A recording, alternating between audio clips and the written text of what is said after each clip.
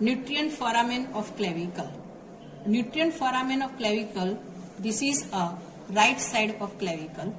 It is situated at the inferior surface, middle 1/3 of the clavicle, lateral to the subclavian groove. This nutrient foramen give passage to branch of suprascapular artery. End of clavicle. Direction of nutrient foramen that gives idea of growing end. Direction of nutrient foramen that is towards the lateral end of the clavicle. Because of that, growing end of clavicle that is medial end.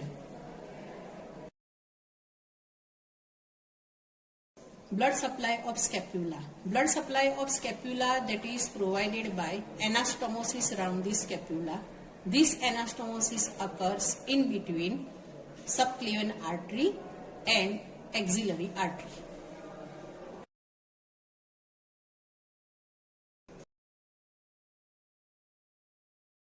Nutrient foramen of humerus. Nutrient foramen of humerus that is present over the anteromedial surface of the humerus. It gives passage to branch from brachial artery, but sometimes it also gives branches from, you can say, profunda brachii artery at the level of radial groove. Nutrient foramen that is present at the middle 1/3 of the shaft of the humerus.